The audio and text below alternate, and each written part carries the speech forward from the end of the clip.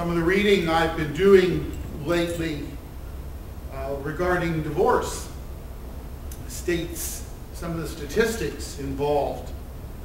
And in my own case, perhaps, in my own divorce, and in those that I've worked with that have encountered divorce, one of the things that we hear primarily from either the husband or the wife is, I thought I could change him or her after we got married.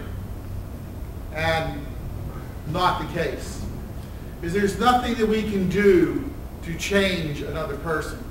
Change is something that comes from the inside. And yet today we're told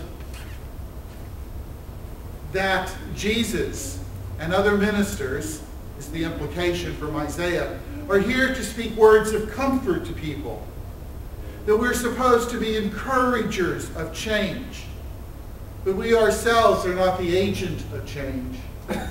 That agency belongs to both Christ and to individual people.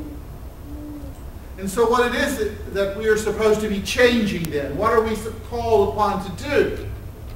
And we hear from Paul that we're supposed to be changing our lives, to be repenting of sin, so that we can be part of that righteousness that was held up to us a few weeks ago as well.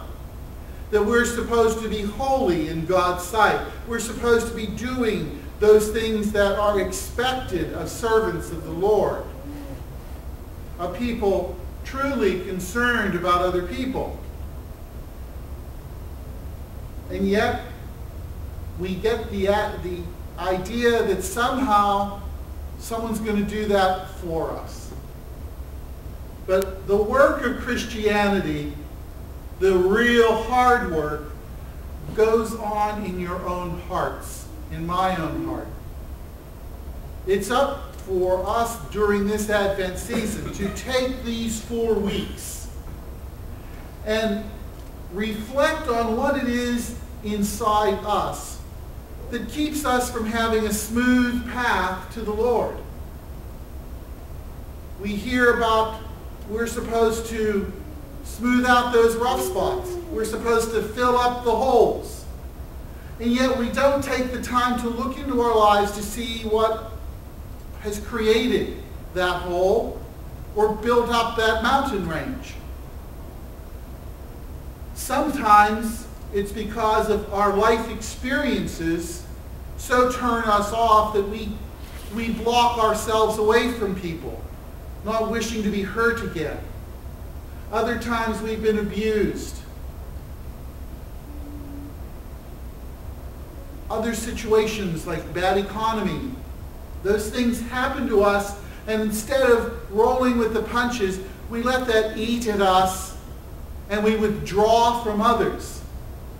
And in withdrawing from others, we start saying, oh, people don't like me. And then we start pitying ourselves. The good news today that John told us was going to happen is that Jesus is here to help us smooth everything out. And the way we do that first is looking to see what it is that keeps ourselves from loving others and being lovable, accepting love from others. It's not an easy task. It's something that we have to earnestly work at so that we can become the people we are called to be. So in this Advent season, as we prepare for Christmas and all the holidays, we still have to take time to prepare ourselves. Not for the birth of a babe, but for that time when Jesus comes back.